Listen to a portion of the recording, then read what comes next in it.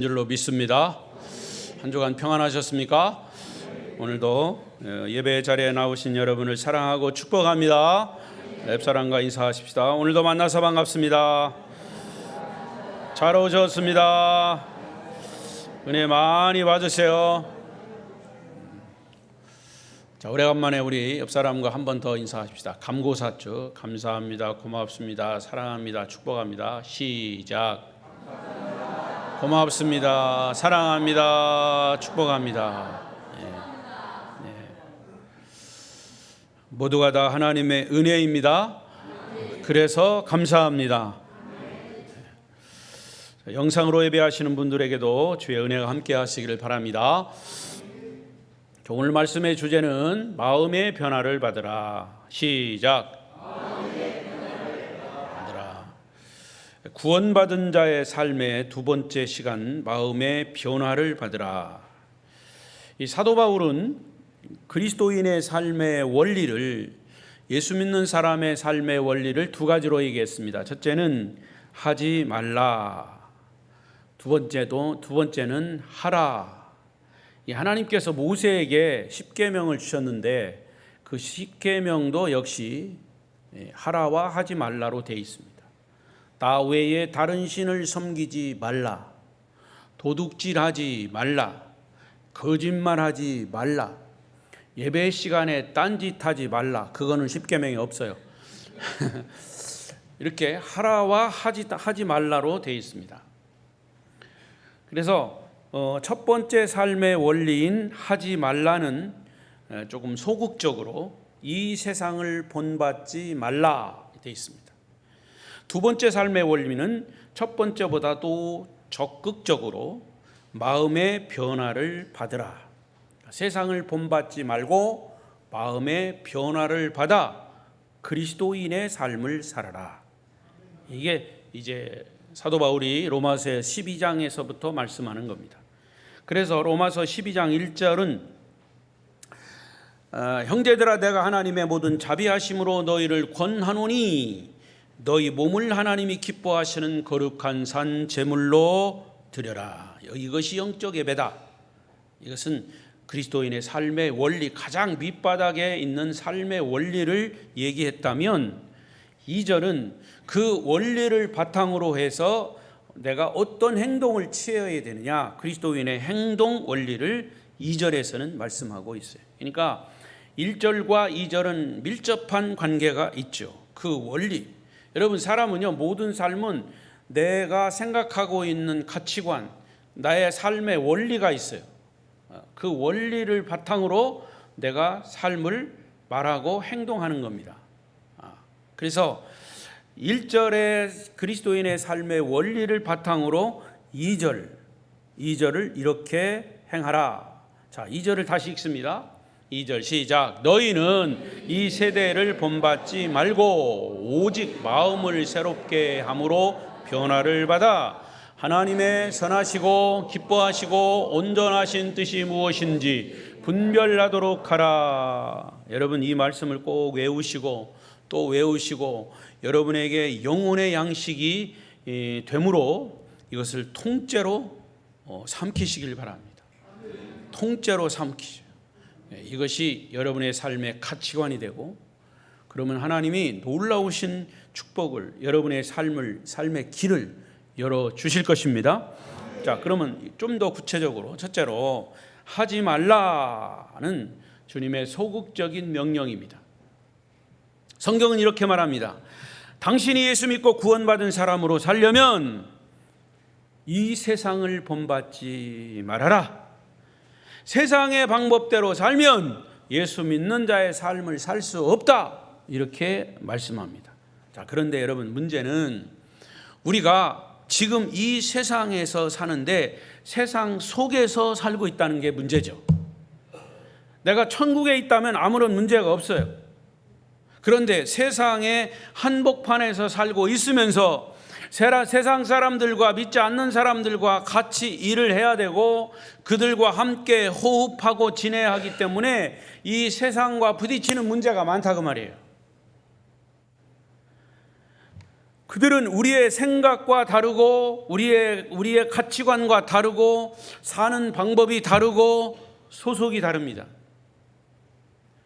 그들은 하나님이 없다고 말하고 철저히 자기중심적으로 살아갑니다. 여기에 우리 그리스도인들의 고민이 있고 갈등이 있고 때로는 아픔이 있어요. 더욱이 이 세상은 돈의 힘으로, 과학의 힘으로 살기 때문에 어떤 때는 그들 앞에서 우리 하나님을 믿는 사람들이 주눅이 들 때가 있어요. 그래서 어떤 신학자는 이런 재밌는 표현을 했어요. 우리 그리스도인은 간첩 같은 삶을 산다. 간첩 같은 삶을 살아. 무슨 말인가? 예수 믿는 사람들이 낮에는 세상 속에서 살다가 밤만 되면 간첩이 밤에 무전을 치듯이 하나님께 기도의 무전을 친다는 겁니다.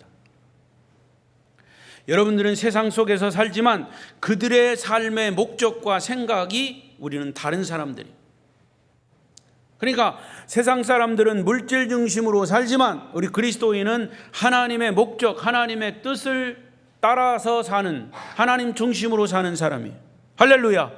그러니까 엄연히 생각이 다르고 삶의 가치관이 달라요. 세상 사람들이 자기중심적인 삶을 산다면 우리 그리스도인은 하나님 중심적인 삶을 사는 사람들이에요. 그런데 문제는 세상 속에서 살면서 하나님 중심으로 사는 것이 그렇게 만만치 않다 그 말이에요. 참 어려워요. 이런 삶을 살았던 구약의 이스라엘 백성들의 예를 들겠습니다. 이스라엘 백성들은 애굽에서 400년, 정확하게 430년 동안 종살이를 했습니다. 그래서 유대인들은 조상 대대로 상처가 많은 민족이에요. 400년 동안 애굽에서 종노릇하며 살았기 때문에 그들의 정치, 문화, 경제 등등 사고방식, 이 모든 것이 애굽 사람들과 아예 똑같이 되어버렸습니다. 유대인들이 하나님이 선택한 선민이라고 하는 정체성이 싹 없어져 버렸습니다. 애굽 사람들과 똑같이 되어버렸습니다. 그래서 사실은 하나님은 그 백성들이 계속 애굽에 살면 민족성 자체가 없어지겠다고 생각을 하셔서 그들을 애굽에서 해방시키기로 작정하셨습니다. 물론 그들을 통해서 메시아를 탄생시키고자 하는 목적이 있었지만 이제는 그들을 애굽에서 해방시켜야 되겠다 작정하시고 모세라고 하는 지도자를 통해서 이스라엘을 애굽에서 탈출시켰습니다. 엑소더스, 해방해서 탈출했어요. 그런데 탈출 과정이 얼마나 힘들었는지 여러분 성경을 통해서 잘 아실 겁니다. 영적인 사탄 마귀는 그들을 쉽게 놔두지 않았습니다. 애굽에서 나올 때 바로 왕은 10번을 되풀이하면서 그들의 뒷다리를 잡았습니다.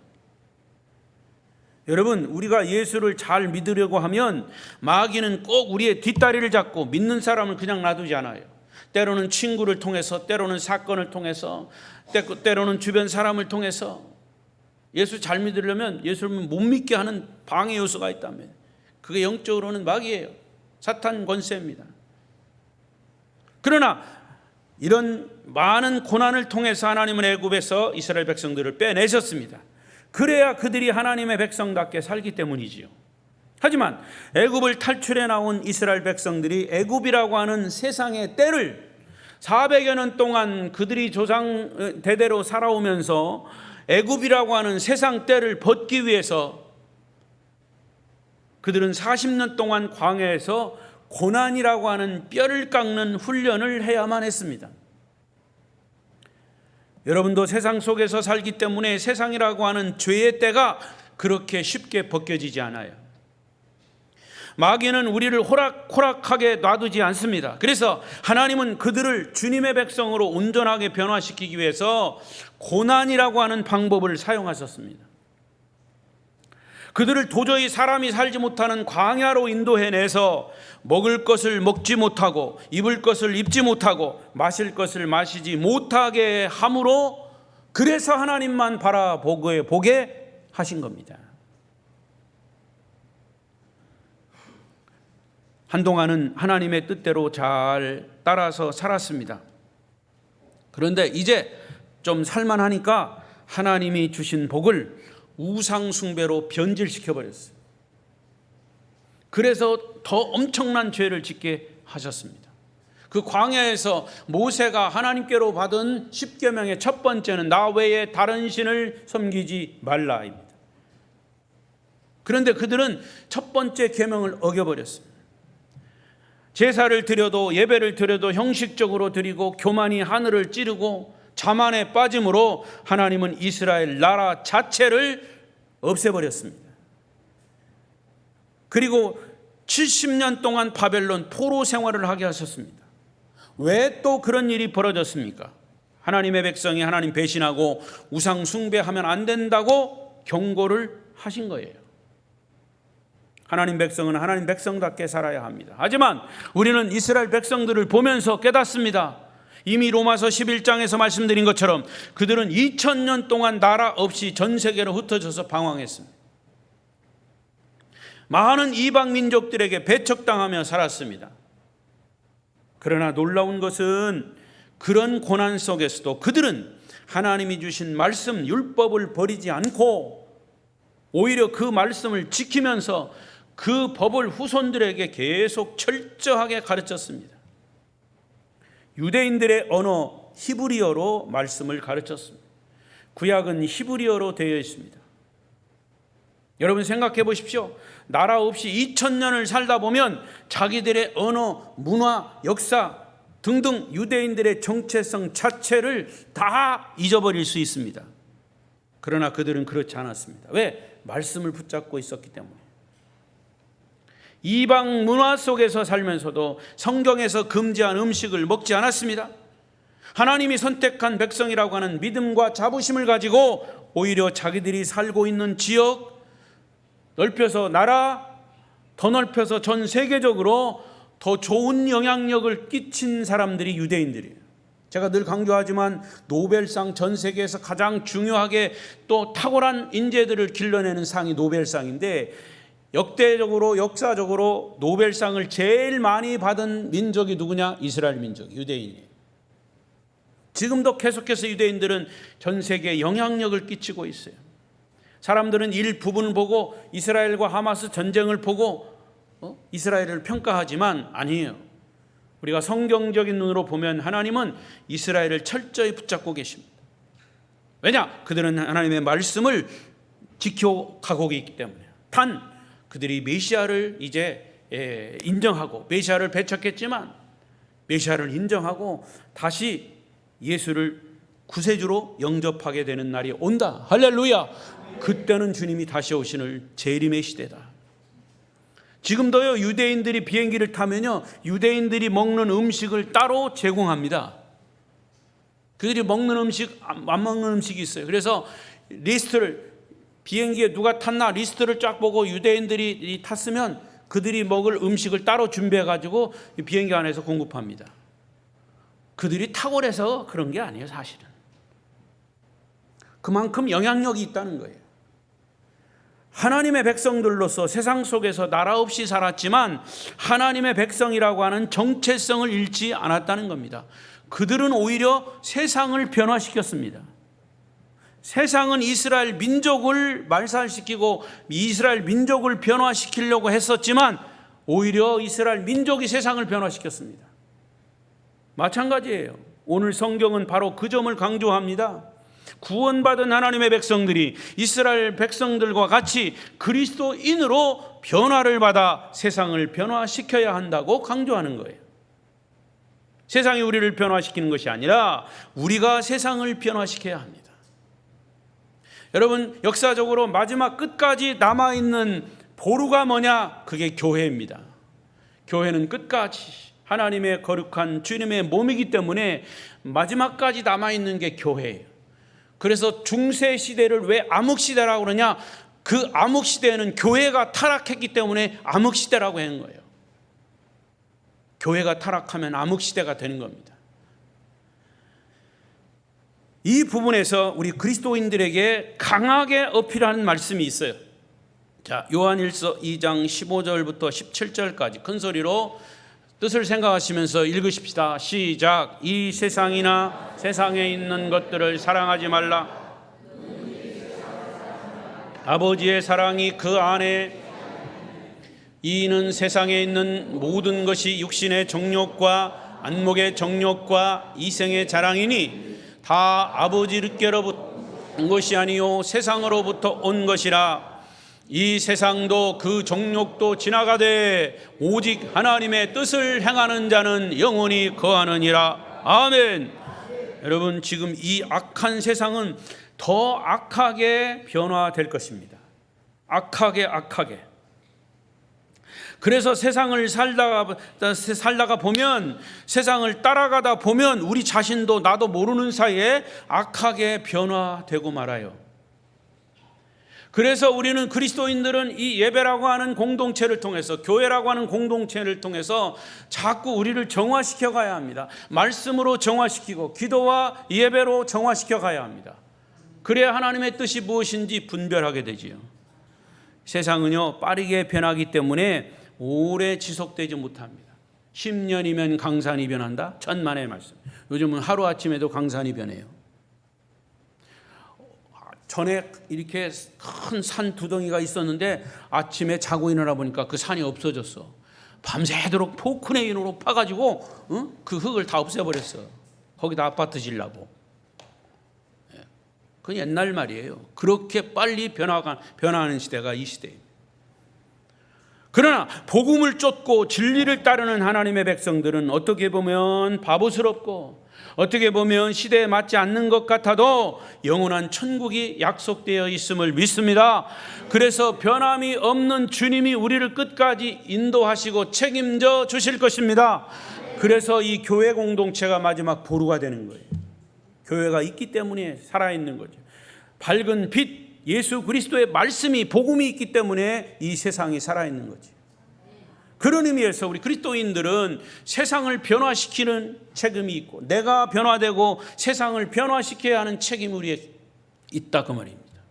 여러분, 제가 평생 목회하면서 고난도 많이 있었습니다. 사람들에게 배신당하고 사실이 아닌 일을 사실처럼 모함받고 했지만, 그럼에도 불구하고 끝까지 사명을 감당할 수 있었던 힘은 뭐냐? 첫째는 전적인 하나님의 은혜요. 두 번째, 무조건 주님의 사랑 때문이고, 첫 번째 하나님의 은혜와 사랑 때문이고, 두 번째는 제가 전하는 복음적 설교를 듣고 많은 성도들이 삶의 변화를 받는 것을 보면서 최고의 보람을 느끼고 목회에 엄청난 동력이 된 것입니다.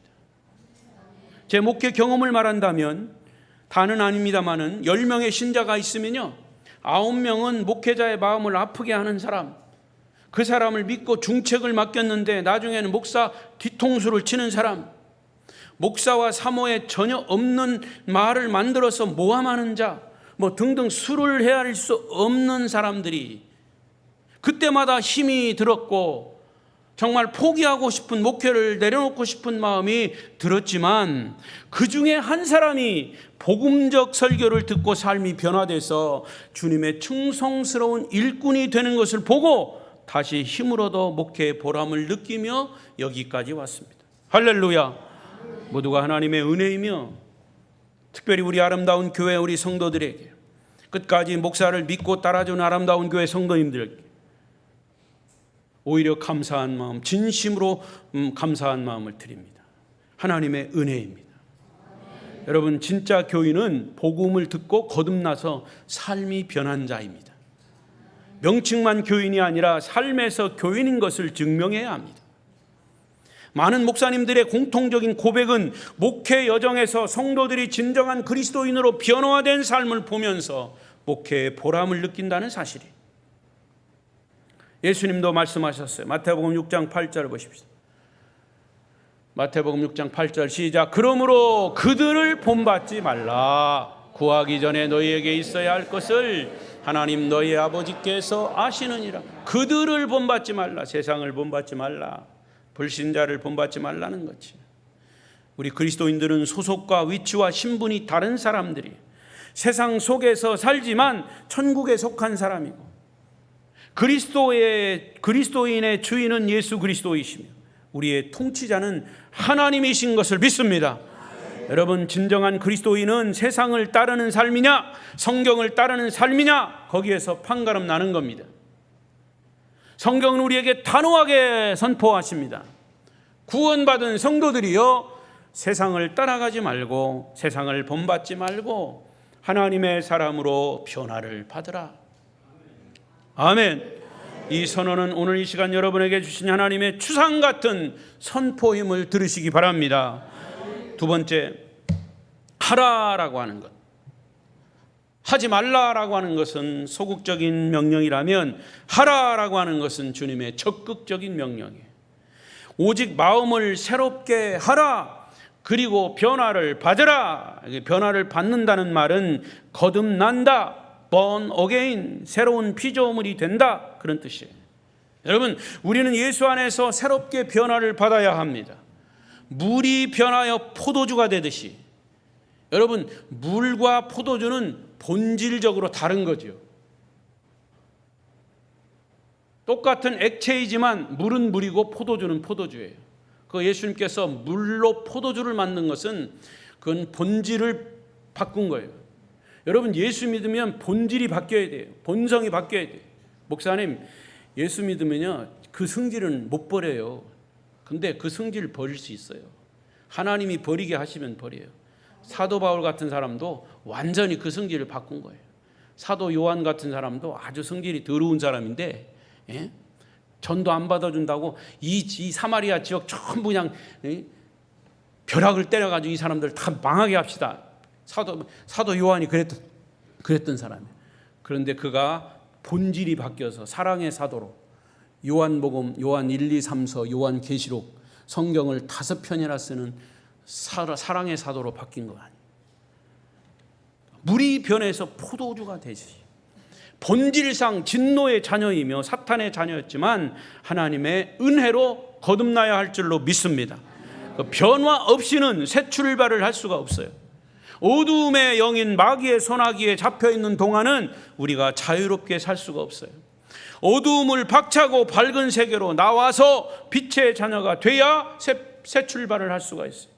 아직도 예수 믿는 권사가 이사를 하려면 손이 있냐 없냐, 결혼 날짜를 잡는데도 손이 있냐 없냐, 이런 거 따지고 있어요.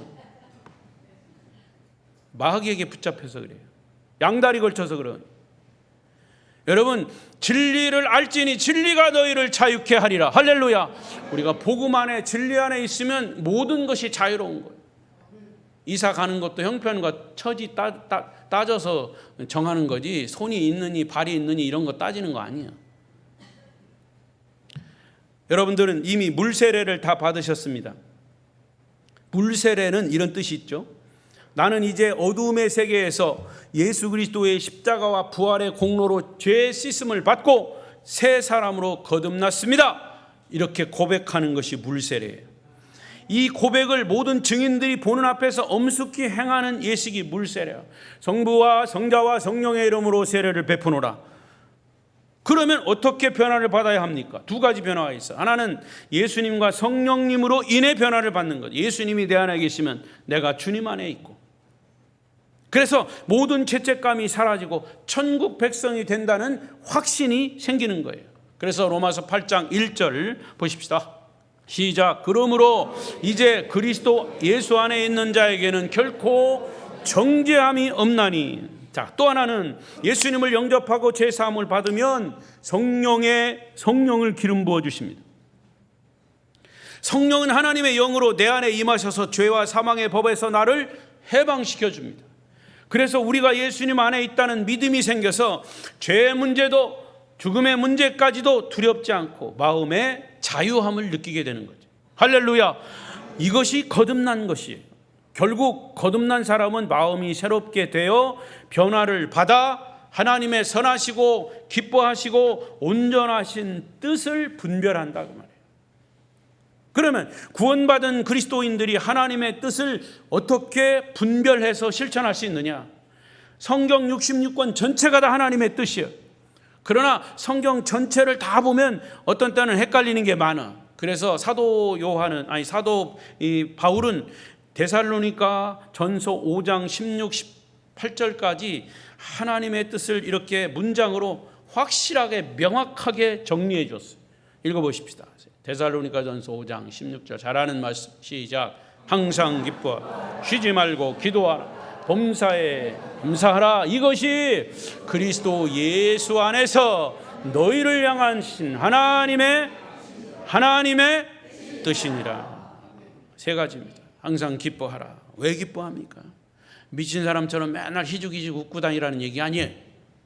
왜 기뻐해야 되느냐? 예수 믿고 구원받은 그런 사람, 어떤 상황에서도 낙심하지 않고 천국 백성으로 살아가는 것. 고난이 와도, 질병이 와도, 하물며 죽음이 와도 주 안에서 내가 낙심하지 않고 기쁨을 회복하는 것. 그게 항상 기뻐하는 거죠. 여러분, 구원받은 자들로서 항상 기뻐하는 삶을 사시기를 축복합니다. 그게 하나님의 뜻을 행하는 거라. 두 번째는 쉬지 말고 기도하라는 겁니다. 기도는 영혼의 호흡입니다. 기도는 하나님과 소통의 도구입니다. 기도는 하나님과의 관계를 깊게 하는 파이프와 같은 것이 연결고리라고 말이에요. 기도 없이는 하나님의 뜻을 이해할 수 없습니다. 기도 없이는 구원받은 자답게 사는 방법은 없습니다. 기도는 영혼의 생명줄입니다.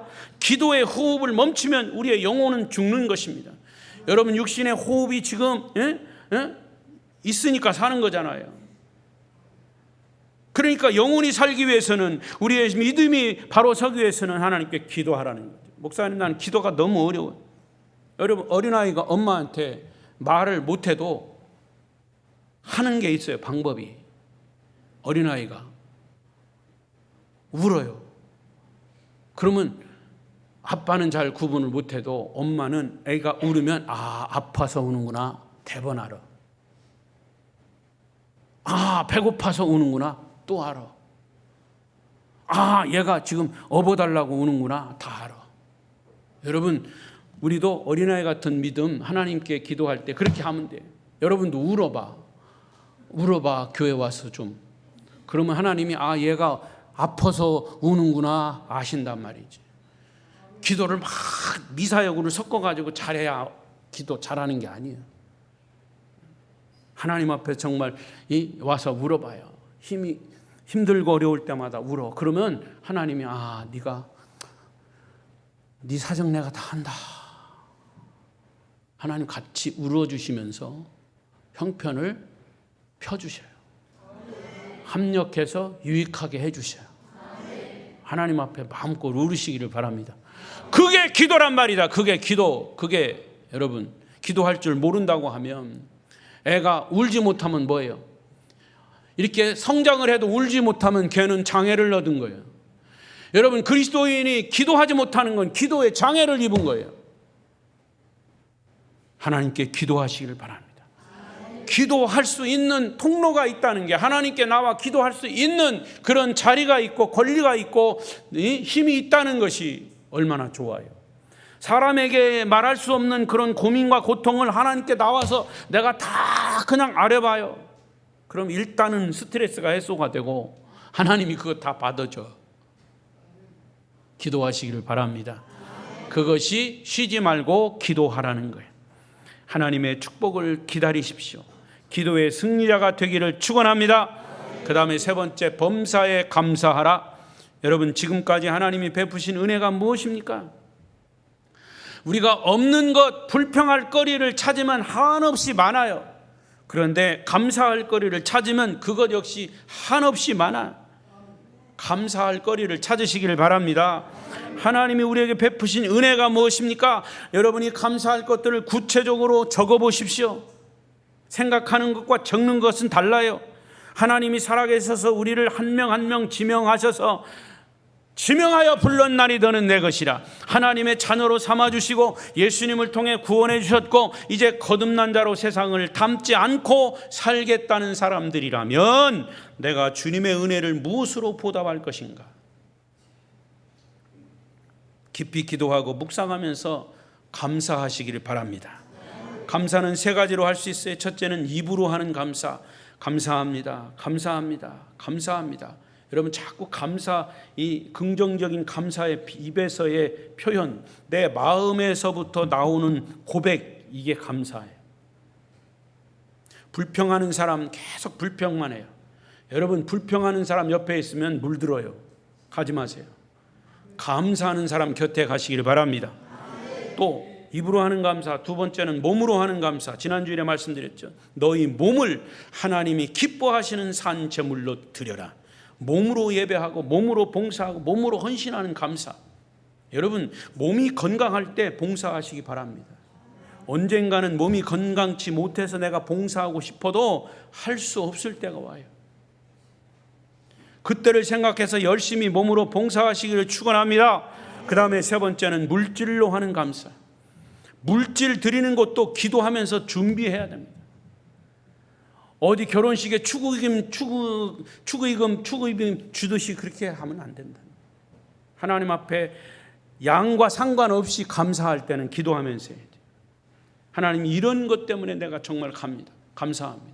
물질이 있는 그곳에 내 마음이 있다고 그랬어요. 마음이. 그러니까 우리가 물질을 드릴 때 하나님 앞에 드리는 것은 내 마음을 드리는 거예요. 그러니까 성도들이 축복받는 중요한 도구 중에 하나는 하나님께 드리는 예물 속에 있는 거예요. 여러분, 11조 헌금은 하나님이 나의 모든 것의 주인 되심을 고백하는 표현이 11조라고 그랬어요. 그리고 감사헌금은 하나님이 순간순간 나에게 베푸시는 은혜와 복을 물질로 표현하는 거예요. 그래서 여러분의 일상생활 속에서 감사할 일들이 많아지시기를 바랍니다. 11조 헌금과 감사헌금은 엄연히 다른 것이. 다시 강조합니다. 아름다운 교회 성도 여러분, 구원받은 자들로서 변화를 받아 하나님의 뜻을 온전히 준행하셔서 하나님이 주시는 축복을 받아 누리시고 받은 축복을 이웃과도 나누시기를 축원합니다. 축원합니다. 기도하겠습니다. 통성으로 기도합니다.